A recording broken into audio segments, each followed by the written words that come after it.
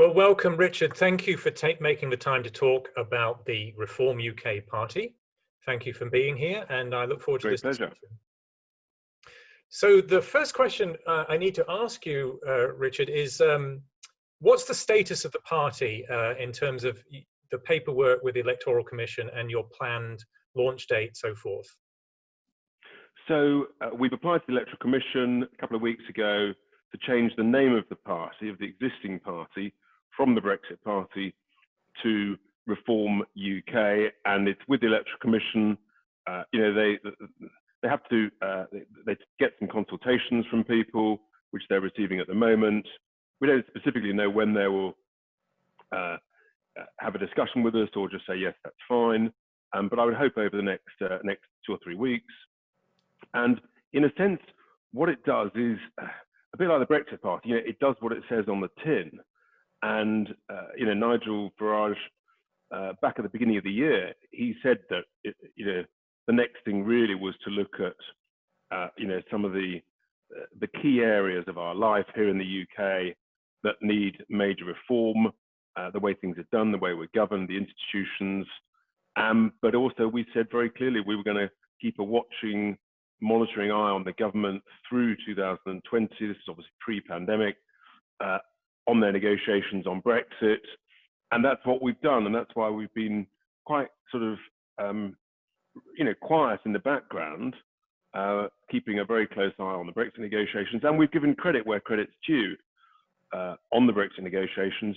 So far so good, but we're approaching, the crunch moment over the next few days and weeks. And, we hope that the chief negotiator, David Frost, will continue to hold firm. And if he does, then our expectation is that a deal will be done at the 11th hour, which will be a sort of partial deal, enabling both sides to maintain some red lines. So whilst we're keeping a close eye on that, it's right now, this is the perfect time to look forward, to look at the huge areas that need reform. And the tragedy of the whole the coronavirus crisis, pandemic, has highlighted some of the major weaknesses that need change here in the UK. Yeah, so thank you. So I think we just need to clarify the time a bit, because as you've answered that question, it's clear that there's a bit of an overlap between the Brexit Party's responsibilities to make sure Brexit is delivered, and it still hasn't been delivered. And then there's an overlap with the new party, Reform UK, and its agenda after Brexit, or with Brexit, but after Brexit is assured, perhaps.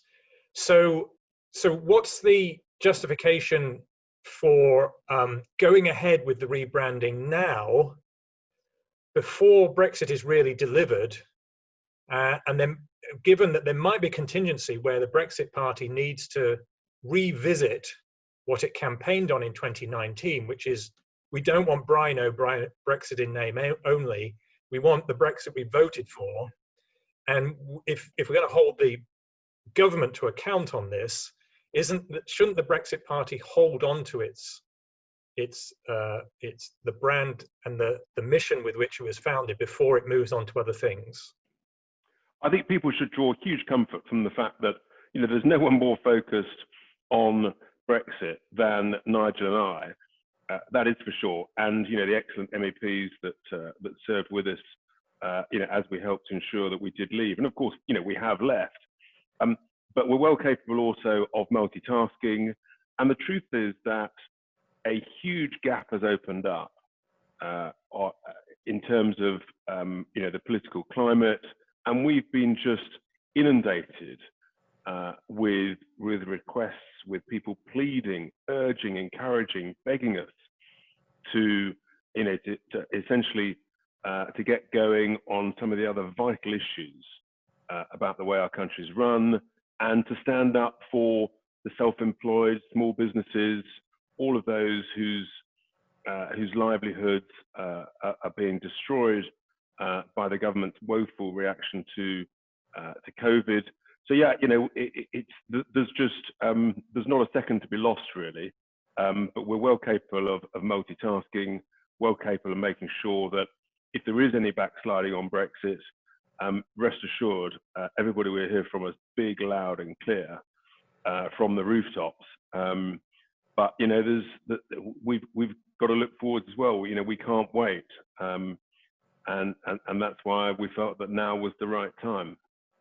So you mentioned there that you were inundated with supporters who wanted you to move on to onto the future beyond Brexit.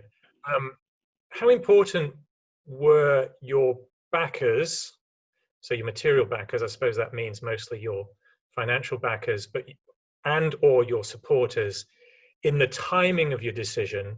Or was this something that you and Nigel Farage came to a decision on coincident with this inundation? How important were your own motivations and the outside support you were getting?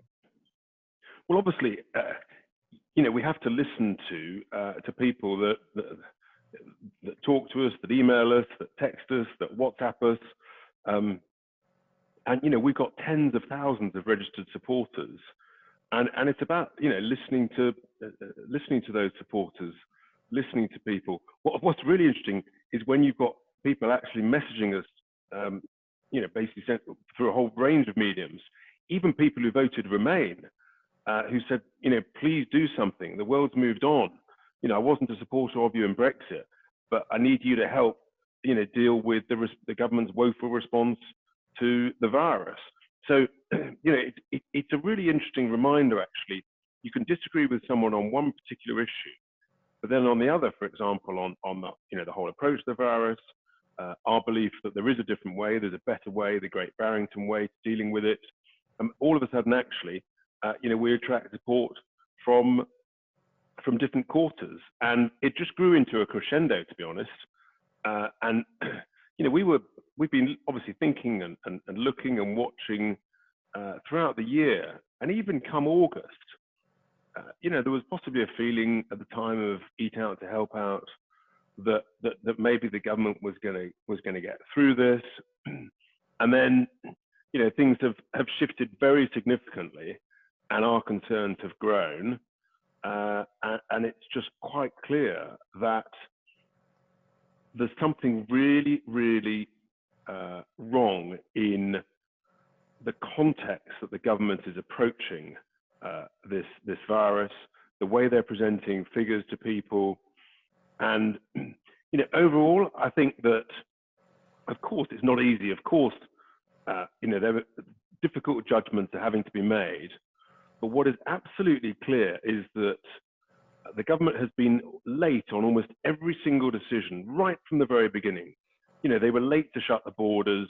They were late to lock down. They were late on testing, late on track and trace, late on PPE, late on reopening the schools, late on reopening the economy. And you end up thinking, what is it about this government? And more people can see that there's something not quite right. And, you know, it culminated in recent weeks with doom and gloom messrs Valent and Whitty presenting data that clearly, and just recently has been shown, not only to be wrong, it's turned out to be out of date. In summary, dodgy data has been driving this government's decisions, produced by a small cabal of people within SAGE. You know, I'm barely going to even call them scientists, actually. You know, there are more mathematical modelers and behavioral psychologists on SAGE than there are epidemiologists and immunologists. So, you know, there's something very odd about that, and there's something very wrong, and that causes us huge concern. And the way that they have completely tried to shut down any alternative approach, any grown-up, sensible debate about a different way, when the Great Barrington Declaration is being promoted by some of the world's greatest experts, led by the likes of Sunetra Gupta from Oxford, and others at Harvard and Stanford, signed by tens of thousands of scientists. Hang on, these are not fringe crackpots as they've been described by ministers and MPs. No. These are some of the world experts, probably much more qualified than people at Sage. And I then thinking, what's the government, what are they worried about? What are they hiding? What are they covering up? And I think it's almost like there's a consensus from the establishment. It's a bit like Brexit all over again. Anybody else is a nutter.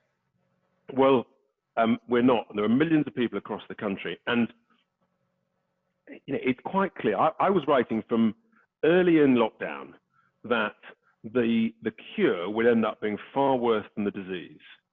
I was talking about the likely cancer deaths, cardiac deaths from other illnesses, and sure enough, those are beginning to come to the fore now. More and more people are beginning to realize it. There is a serious, major crisis. The National Health Service has become the National COVID Service, and we are desperately, desperately worried, and the country deserves a different political voice from competent, successful people with a track record of being able to get stuff done, make things happen, having the courage to stand up and represent millions of people who feel voiceless in the political arena. One of the concerns I've got is the way that the numbers have not been put in real context by this government. For example, no one talks about how many people sadly die every single day of every week of every year here in the UK. Most people have got no idea that 1,600 people die every single day. And of course, every death is a tragedy for their family, their friends, their loved ones. But it's the only certainty in life.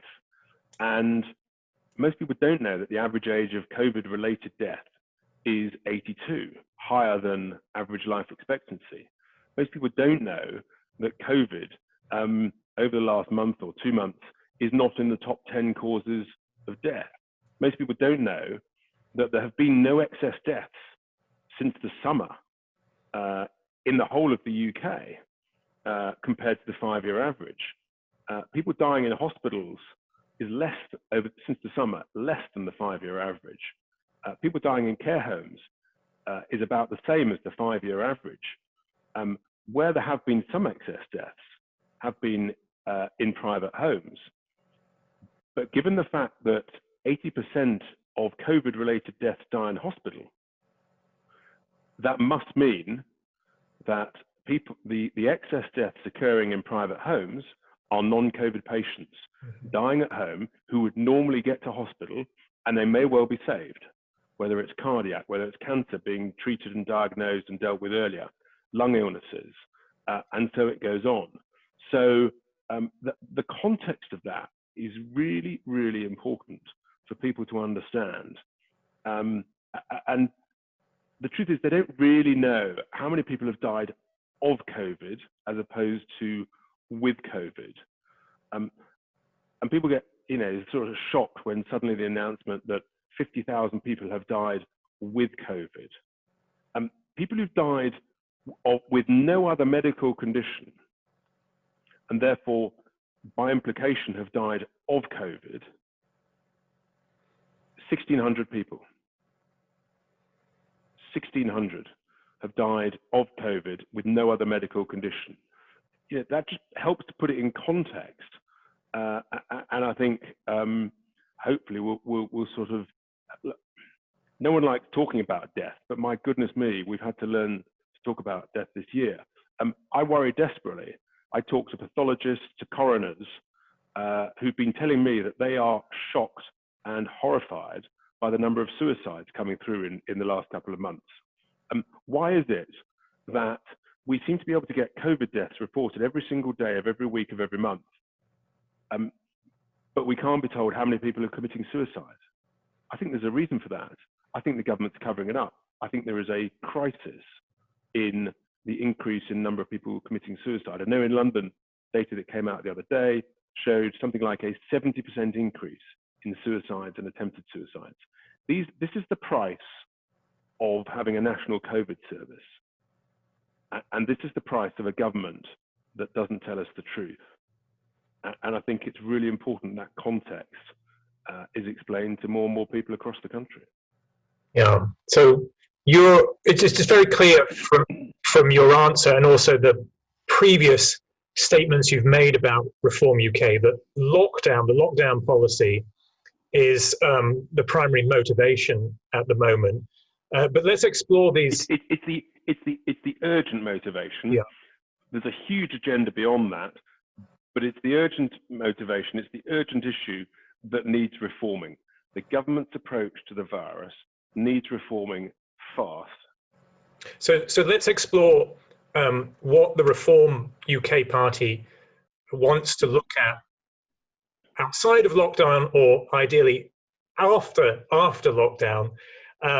So you've already said you want the new party to keep its eye on Brexit. You're in opposition to lockdown, at least in its current form.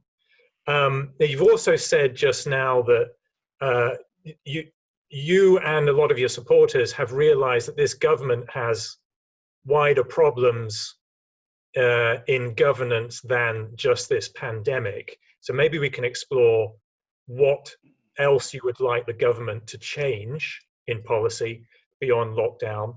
And then we also need to talk about what else you want to reform. Yep. So maybe we can start with this government, our current government, which still has a few years left in it. What is it that you oppose in current government policy outside of COVID? So given the incompetence that this government has shown through this year, why would we expect them suddenly to turn around and be wonderfully competent and efficient and organized and showing great leadership in the recovery plan? I'm afraid, their track record tells a story. I don't think anybody's got any confidence, least of all ourselves, that they would do that. Far from that, there's every danger unless we can help change the debate, and this is what our ambition is to do. We have to shape and influence the recovery plan, because actually that is the next most urgent thing as we move from, and clearly there is some potentially really good news about the vaccine, the Pfizer vaccine emerging, potentially others coming in fast by now. That's great, let's hope. But equally, it's going to take a long time to deliver. The logistics of it will be huge. We just pray that the army takes over the whole logistical organization of it, because no one else within the public sector has shown any competence of being able to deliver anything, least of all bureaucrats to the NHS or quangos like Public Health England. So there's an issue about the delivery of the vaccine, but we've rapidly got to move into the recovery plan. How do we get businesses to start up again across all the different sectors? How do we encourage people to start employing people again? And what's the right way to kickstart economic growth? And so we're going to be setting out a very clear alternative recovery plan, because you're already hearing it from the Treasury, indeed from the Chancellor. Oh, there's tax rises here, there, and everywhere. Let's be very clear. You can't tax your way out of this crisis. The Tories tried that with austerity and tax increases post the financial recession. And the reality is all that did was lead to sluggish growth. And, so we need to learn from that lesson. You can't tax your way out of this crisis. You've got to grow your way out of this crisis, and we've got to grow away fast. And what that means is, and this is a completely different way of approaching it, we've got to be looking at tax cuts for the least well off, the lowest paid in society, because that will put more money in those people's pockets that they can then use to spend in the economy. It's what I call a ground level, bottom up approach to kickstarting activity. If you put more money in the least well off people's pockets, they'll start spending. Businesses will start receiving. You get a multiplier effect through the economy. That's the way to do it, not by raising tax. All raising tax will do is just lead to stagnation. And if you raise it too far, then more and more people in a much more mobile world will simply say, I'm off. So you've got to cut taxes for the least well off. You've then got to cut all the daft regulations that drive us mad every single day of every single week. And we can all name numerous of them. They're everywhere. And then the third thing you've got to cut is the mountain of woeful, wasteful government spending across all the departments. You know, we've seen snippets of it in the way that they blow money through the pandemic. We know that other departments are hugely incompetent in the way that they buy things, procure things, whether it's the Ministry of Defense, whether it's the Department of Education, whether it's the foreign aid budget, all these things. You know, money is just wasted left, right, and centre. The government spends, give or take, 900 billion quid a year. Bluntly, some smart private sector people could come in and just by spending money properly, without actually reducing the quality of, well, you'd actually improve the quality of the services provided, but you could do it at a much lower cost. You could save 40, 50, 60 billion quid within a couple of years with some competent people procuring things and getting things organized.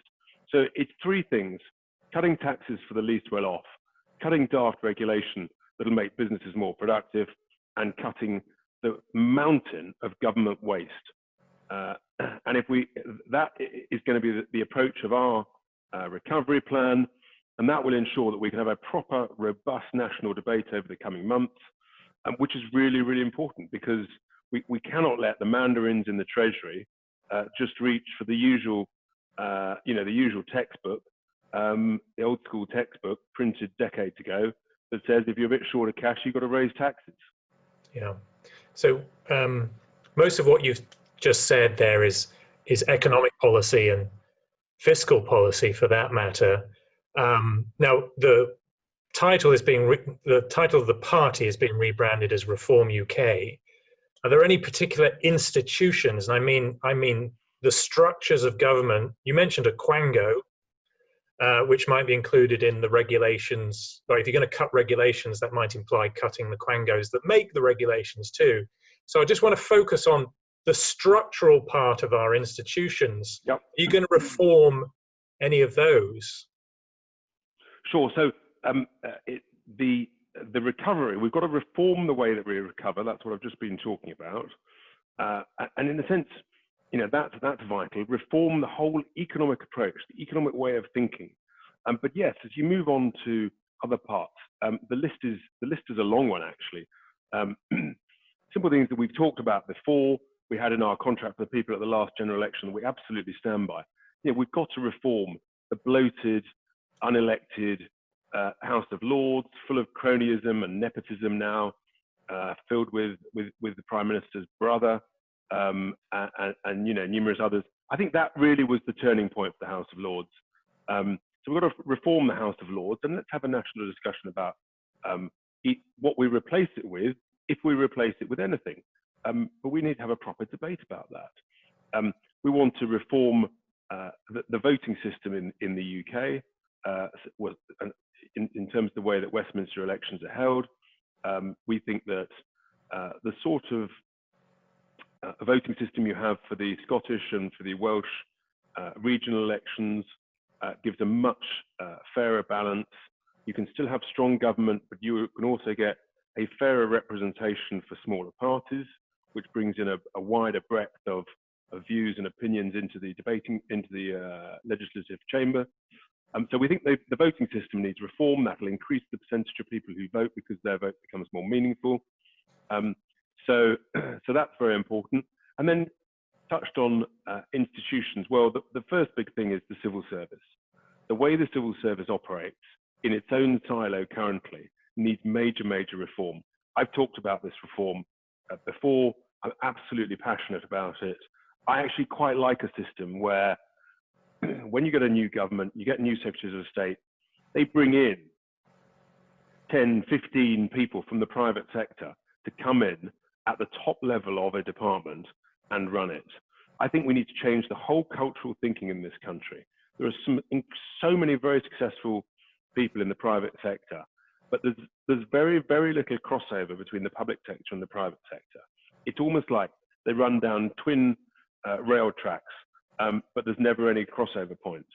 I like the American system whereby if you've been successful in private life, whatever it is, whether it's in business, whether it's in the arts, whether it's in sport or whatever, that actually, if you're called for service, then actually it's considered your public duty to give 3 or 4 years. Yes, it'll be at a much lower compensation, but actually it's part of your service to the nation, to our country. And I think we need to embed that in the way that our departments are run and governed. That'll bring in much better expertise, much more relevant knowledge and wisdom, and it'll always encourage what I call continuous improvement. However good we think we are, all of us, you, me, everybody, we must accept none of us are perfect. There's always, you can always tweak and improve and get better and better. That's how you progress. So we've got to reform the way the civil service operates. I think Dominic Cummings, has been trying, taking on the vested interest. It's not easy. So the civil service reform, the BBC, in its current setup, is coming under growing pressure. That needs major reform. There's so many other different ways of delivering what the BBC delivers. It just looks anachronistic. And you talk about government waste. I mean, the idea that you spend 100 million quid of taxpayers' cash via the BBC on a diversity program really does beg a belief. The idea that you need an ex-footballer to be paid, give or take £1.5 million to waffle into the camera for an hour or so on a Saturday afternoon or evening, really just does beg a belief. And what is, with any corporation, experience of 30 years in business, when I walk into the reception of the headquarters of a company, if you can see and smell waste and luxury in that reception, that it permeates through the whole organization. So that's my view of the BBC. And so the list goes on. Quangos. There are numerous quangos, frankly, that are either wasteful or really shouldn't exist. And it's really, really important. We've got to reform, for example, the way we think about a really important point and opportunity post-Brexit is a form of state aid, which I'll particularly use the example of linking into the environment and climate change. Actually, it's not right that, on the one hand, Boris Johnson talked about looking to boost our renewable energies with much more offshore wind, all well and good, but we don't have a single commercial scale wind turbine manufacturer here in the UK. We don't have a single commercial scale solar panel manufacturer here in the UK. Well, maybe we should be looking at saying, yes, we want to make a real difference, lead the way on reducing CO2 emissions. And by the way, of course, we've done a lot in the last 20 years. But when we're going to do that, if there's going to be a significant cost, let's create British jobs, British activity. Let's keep the money here in the UK as we lead the way in that investment, that technology. So the government needs to help kickstart those companies, the engineering, the manufacturing of those things. The American government is very good at this. If you want to sell goods into the Defense Department in the US, then, as I understand, things have to be made in the US. What a very eminently sensible policy. That way, you get the best of both worlds. So I think we've got to be we've got to reform the way we think about state aid and use it as a real positive. It's not to prop up clearly failing, unviable businesses, but actually use it as a real positive. That's one of the great opportunities from Brexit. I don't think this Treasury understands it. I don't think this Conservative government understands it, but I certainly do. And there's a way of really using that as a huge positive. Yeah. So I very much appreciate you specifying these areas of reform. You've given me a lot there, and that's why I appreciate it. Let me just ask you to clarify or specify in a bit finer detail some of your targets of reform here. So let's just start with the House of Lords. So how would you reform the House of Lords? Well, in a sense, I'm not saying that we've definitely got the, a definitive model that we want to impose upon the nation without an open discussion. And, I think that, in a sense, there should be let's, whether you call it a citizens' assembly or what, and it may be you end up, I'm actually, believe it or not, quite a fan of referendums.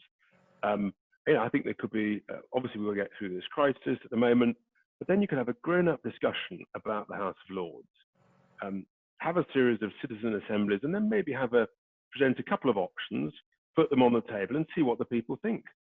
That would be my approach. Personally, some people say we don't need anything, and that's as in we don't need a second chamber, and that's a perfectly valid view. I like the idea of a second chamber, but I think it should be elected. I think it should be, constrained in size. And you might want a time limit the appointment. You might say, well, you can have 2 terms of 4 or 5 years each term. I think that's quite an interesting approach. You could even have an approach whereby you want it to be certain skills based. So, for example, if you had 100 members, you might want 10 from the legal system, 10 from industry, 10 from the world of religion, 10 from sport. There's a whole range of these things. Let's have a big open debate about how we want that second chamber to improve the quality of the legislation that goes through the first chamber. So, I think there should be a national discussion about it. Right, understood. So you praised the voting system in the Scottish and Welsh legislatures. Would you support an English Parliament? Well, I think I do think at the moment people have learned a huge amount about how much has been devolved to Scotland, to Northern Ireland, and to Wales that perhaps they didn't realise had been devolved. In particular, obviously, on health through this year, but on education as well. And the truth is that all of the regions have found this pandemic difficult for a variety of different reasons.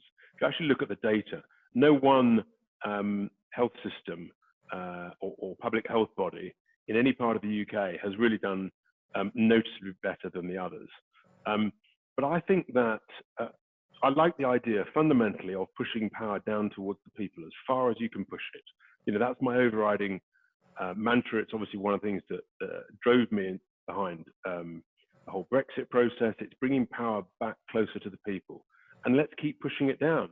We should push more to Scotland. We should push more to Wales. And so look, we can end up with all the benefits of a great, strong, United Kingdom, but again, we need to have a real debate about actually what powers should be reserved for a UK government with its representation from the from the 4 nations, and then what actually should be reserved to the 4 nations themselves. So you could easily end up with a system of government where actually you have MPs, let's say from Wales, they could, for example, they could be elected to the Welsh Assembly or the Welsh Parliament, and then come to Westminster to deal with reserved matters. Likewise in Scotland and Northern Ireland. That's a really interesting model. We need to have these big discussions, because otherwise, if we don't have it in an open, rational way, we're clearly heading towards a situation where at some point Scotland is going to secure another referendum and may well vote to leave the UK. And I think that my belief is that we need to have different discussions and look at it in a slightly different way. And is there a win-win? I think there are in a number of these areas, and I actually think people are people are up for up for discussing this. Once we get through this pandemic and people start to build some confidence again, then yeah, these are big constitutional issues that we need to talk about. Yeah, for that. Now, just on the civil service, you prospected more appointees, political appointees, as the Americans call them, and that is the American solution to an insular civil service, an unmeritorious civil service, is you impose outsiders with particular expertise which don't necessarily rise up. They're appointed top down, which has its merits. There is an alternative option for reforming the civil service, and that is to enforce some of the things that the civil service was supposed to be enforcing anyway, and that would be non-partisanship. The civil service has been taken over by woke, for instance, which doesn't seem, to me, in my reading, that doesn't seem to be legal. It's not constitutional. And then we could enforce more qualifications. It drives me nuts, to use another American phrase, that civil servants are doing jobs they're not qualified to do. So they don't have any training, and then they're shifted to a desk, and surprise, surprise, they mess up, as in. Yeah. And then maybe we could enforce more of a meritocracy. So we make sure that the rising stars are rising through competence and not through social networking and politicking.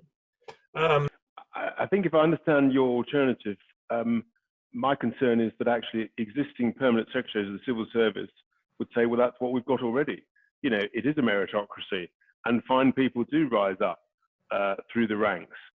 The reality is very different. The reality is young, bright people come straight out of university, they go into the civil service, and very, very quickly, as you touched on there in your words, they are put in positions of enormous responsibility, tendering contracts, procuring goods and services from private companies, and bluntly, they don't know what they're doing, whether it's in IT, whether it's in a test and trace system.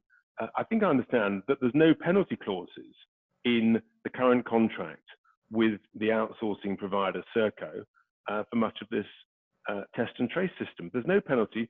There's no specifics for performance measures. It's just absolutely mind-boggling that could be the case. If you had competent private sector people involved in procuring that, and it's really not difficult, but it just seems completely beyond the existing setup. So no, I think we're well beyond that. The great thing is to recognise that, admit one's mistakes. The truth is, you should almost welcome mistakes. We all make them. In business, what I say is that you make a decision, you make an investment decision, and then you monitor it. And if it's not going very well, you adjust, you adapt, you tweak, you change it. You then monitor it again, hope it's working better. But the key, of course, is to learn from your mistake and make sure you don't make it again. And that's how and if you get more than 50% right in business, then you'll end up being successful. I don't think that happens in the civil service. And I think ultimately it is us, the citizens, the taxpayers who suffer. And most of all, I think it's always the least well off, the lowest paid from some of the most deprived areas of the country that actually suffer the most. And I think that the inequality gap grows and grows in all different ways of measuring. And it's not just a financial measurement. Actually, it's a health way of measuring it. It's mental health, physical health, life expectancy. I stood in Hartlepool at the last general election, and I learned a huge amount, enjoyed it enormously. But the life expectancy in a town like Hartlepool is 2 or 3 years shorter than a town like Haslemere in Surrey. And that's just not good enough in our country. And there are systemic reasons for that. But actually, with competent delivery of public services, that could change. And the beneficiaries would be the good people of somewhere like Hartlepool. and that's a huge improvement. Yeah. So you've mentioned several times you would like to cut waste and improve efficiency in national government.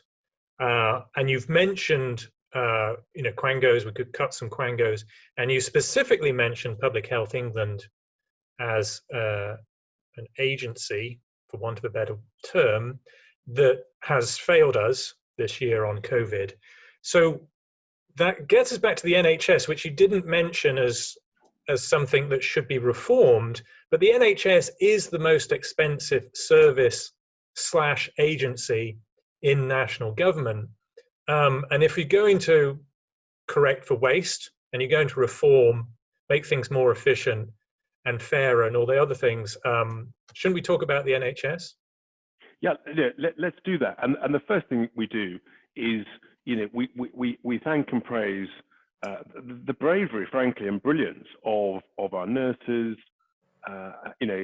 people who clean hospitals, the doctors, the surgeons. At times of real stress, my goodness me, they really stepped up. But behind the scenes, there are things where, but let's just be honest about it. We all know, let's be frank, things could be organized better. They could be managed better. So, and I'll give you a simple example. My mother sadly died April last year, and I'm just grateful she didn't have to go through the horrors of what what the elder generation are seeing this year in and around care homes. But when she died, and she basically just died of frailty of old age. She was 86. She'd had a great run, and when the nurse came round to pick up the boxes and boxes of cocktail of different types of pills and drugs and God knows what, many of these boxes had not been opened. They were still sealed. And I said to the nurse, well, I knew the answer, but I said, I hope these can be reused by someone else. And the nurse and I literally wept together when she said to me, no, not only can they not be reused, they can't be given to third world countries. And it's not just a case of sticking them in the bin. No. We have to pay to have them specially incinerated and removed. This is lunacy. The seals are still there in the packaging. This is a small example of grotesque waste and incompetence. My gut tells me that it is a basic lack of common sense that is also compounded by, and I'm going to have a go at the pharmaceutical companies, the big pharma companies. I suspect what they've done is they've said to the procurement guys at the NHS, oh, I'm terribly sorry, chaps, we can't guarantee those drugs. The moment they've left the pharmacy shelf, in the dispensary, in the GP surgery, can't guarantee those drugs thereafter. And the guys at the NHS, or the girls, they've fallen for it. What a load of nonsense. Apply some common sense. I think it's true. The moment a drug leaves the shelf of a dispensary, even if you walk 5 yards and then come back, it's done, it's gone, it's got to be incinerated. I think it's literally that bad. This is just off the scale lack of common sense and waste. And I come back to my earlier example. When you spot these little examples of waste and you then multiply it through the whole 130 billion pound NHS every single year, you know that there are billions and billions and billions of pounds that are being wasted, not used sensibly. And that's just not good enough. We know we can do better. And there's an appetite to do better. To do that, you have to change the culture. You have to have a culture where actually, as I said before, you actually welcome mistakes because as long as you learn from them. And if you and at the NHS, and I know this from a variety of sources, there is still a culture of cover-up, of embarrassment, of not wanting to admit mistakes. You have to change that. You have to say, no, that when we've screwed up, let's fess up, folks. Let's be honest about it, learn from it, and not make the same mistake again. It's a very blunt, business-like approach, but I actually think that it would work. And I think that ultimately it would be the patients who benefit the most from it. Yeah, I have to say, as somebody who's written quite a bit about the NHS, I agree there is a cultural problem with particularly learning from mistakes. But I think there's a structural problem too, is there's a lack of accountability for mistakes. There are far too many bodies. There are dozens of organizations responsible for policing the system, and it's predictable what happens. They just pass the buck Yep. between them, and nothing. Or when there's another big mistake, their solution is, oh, we must create another quango. Yeah. To regulate it. Yeah, that's right. Actually, if you bluntly halve the number of quangos in and around the NHS doing X, Y, and Z, and you actually push down the responsibility for making those decisions, most of which are based around common sense, to the great people on the front line, then I think we'd learn a huge amount more. I'll give you another example. Now to be a nurse, you've basically got to do a degree and incur swathes of student debt.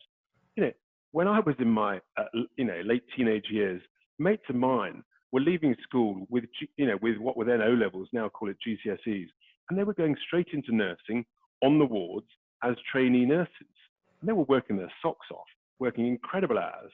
I'm guessing but they were learning on the job, and that system all seemed to change.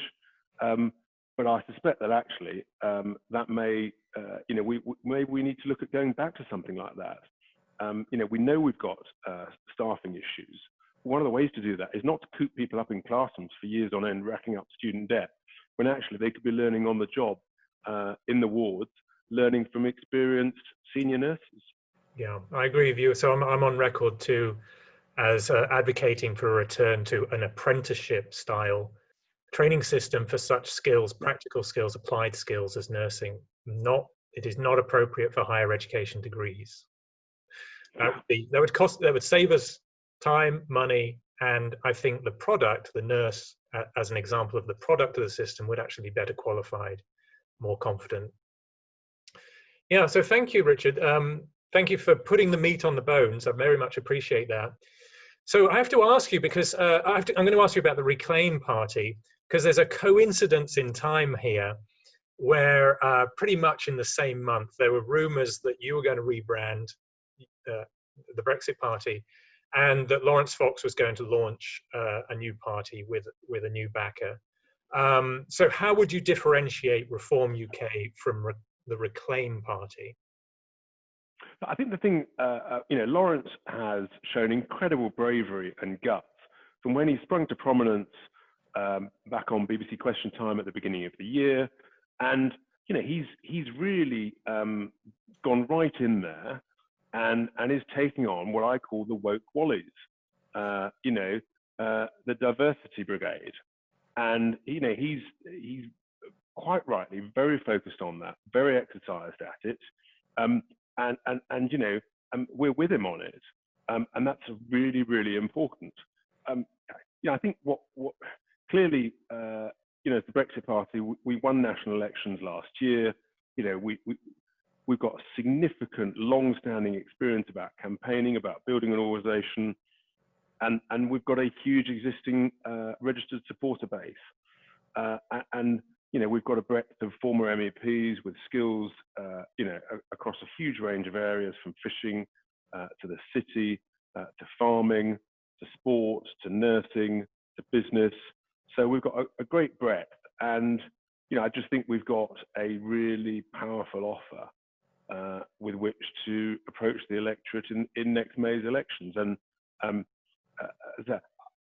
don't know what Lawrence's what his plans will be in terms of those elections, but again, I actually, in a sense, when you've got more voices focusing on particular issues, actually that's a good thing. It's sort of, the more competitors there are in a space, the better everybody gets, and that's a good thing. And in the political space, it encourages voters to hear that there are different ideas out there, different options, and I think that's a good thing. We've sort of lived in a 2.5 party monopoly for far too long. With first past the post, it's difficult to break it down. Laurence will find that. We know that. That's why we want to change the voting system. But no, I think it's, if Laurence gets some good coverage, great. It just encourages voters to think, what else is out there? If they get disenchanted with the Tories, historically they say, well, where do I go? I'm homeless. And particularly when you've got a Labour opposition that on the whole issue of the approach to COVID is basically just following in a rather sheep-like way the government. You know, their approach is let's hide behind the sofa, you know, along with the government, and just pray that no one spots us. Whereas, you know, we've got the courage to stand up full square and face into this virus and say we've got to learn to live with it, we've got to face into it, we mustn't live in fear of it, and to present the data in the proper way. And you know, that's so. Those are my thoughts on you know, different parties, different approaches, different specialisms. Yeah. So, Lawrence Fox has said to me in interview that he thinks his mission is more cultural than yours. He talks. Yeah. He focuses a lot on education and the wider cultural fight we have to restore classical liberal values. So there may be complementarity there between exactly. There you are. It's as I said, it's specialisms, and he's absolutely right on all of those issues, and it needs taking on. And he, you know, I wish him well on that, because it's such an important issue. And obviously, as I've sort of alluded to earlier, you know, we're very focused on the approach to the recovery plan from COVID, and then the ways of reforming a raft of institutions thereafter. Yeah, so I agree with you. There's the complementarity between the two parties. You both oppose lockdown in its current form. You both are pro the Great Barrington Declaration. You oppose wokeism, the woke takeover of our major institutions. However, that could split the vote, right? So if you, for instance, if you both Reclaim and Reform UK are competing in the local elections for votes from people who agree with you on these things, you could be splitting the vote. So, and this is a first past the post systems, that could be very problematic for both of you. Is it possible you could reach some sort of alliance, some strategic arrangement where one party stands in this constituency but doesn't compete with the other? You see what I mean? So you could Yep. take decisions to focus non-competitively on certain constituencies. Is there room for an alliance? Look, I guess we're going to be faced with that question over the coming months. I think it really depends on you know, what are Reclaim's ambitions. Is it actually, because you can have views on a whole range of things, and we probably do share quite a few of those things that you've just mentioned, but that can be different actually from your electoral ambitions. And so I don't know what you know, what Lawrence's are. What we know is that you know, we know how to organise and get, you know, substantial numbers of candidates, properly vet them, and it's, you know, bluntly, this stuff's difficult. It's difficult. It requires good people, huge amount of energy, experience, and so obviously, you know we can do that. We've done it before, and we know that we can do it again. I just don't know where Reclaim are in terms of how they turn taking on some of those really important cultural discussions, and what exactly they want to do with that. You know, because there's two aspects to it. One is encouraging a proper debate, shaping the debate, influencing the debate, and that actually can be different to actually standing candidates, you know, in a particular election in a particular seat, and I don't know where they are. As I say, you know, we've been pretty flat out with our rebrand, and will be, and you know, delighted to say, you know, we've got some 3,000 people have applied in the space of 9 days to stand in elections all over the country, which is amazing. Yeah, absolutely amazing, and that's across the whole piece. That's across local elections, police and crime commissioners, Scottish, London, Wales. So yeah, there's a huge breadth. Yeah, so it's clear you've got sort of, you might think of it as an infrastructure advantage here. You've got a base, right? An infrastructure base, you've got a base of supporters too. Now, let's talk about your strategy for success in this electoral system. We'll just arbitrarily focus on May next year, the local elections. Now, the Brexit Party had success on a single issue, particularly during the European elections, where the issue that there was no other issue, right? Now, does the Reform UK Party plan on making a big break in the local elections on a single issue, such as opposition to lockdown in its current form? Heaven help us if we're still talking about lockdown God. in May of next year. Let's hope not, for the nation's sake. But according to some MPs, we could be in lockdown that late.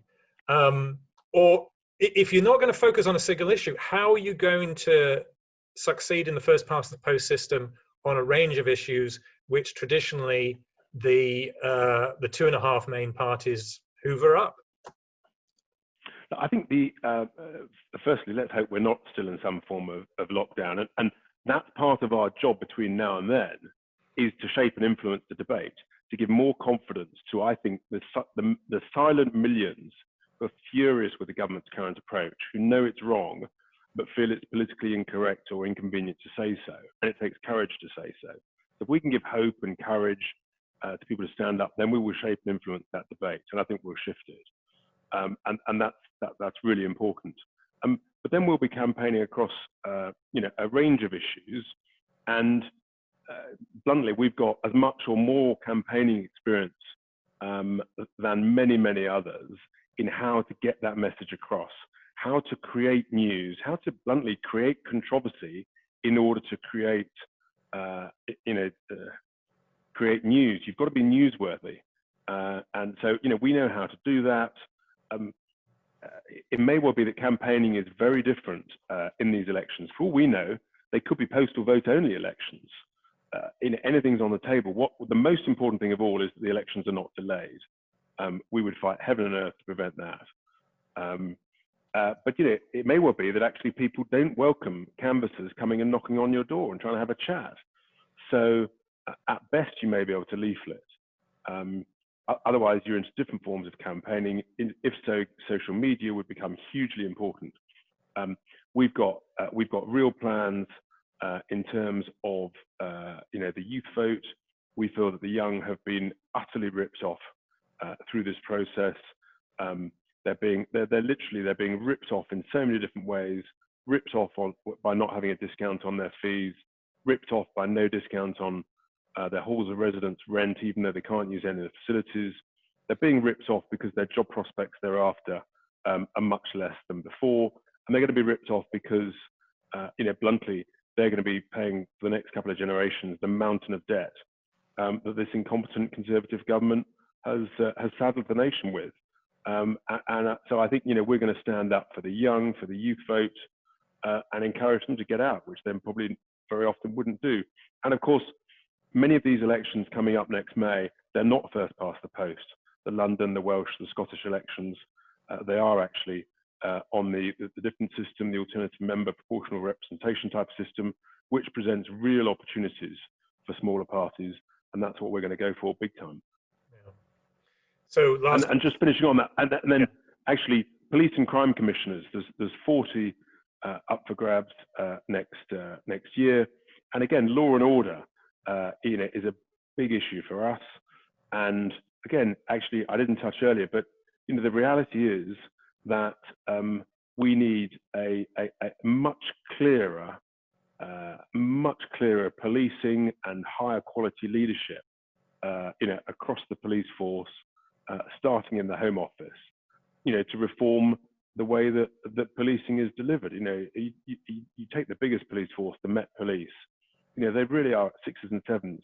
The wonderful, brave, men and women on the front line policing, because they're getting weak, confusing leadership from higher up.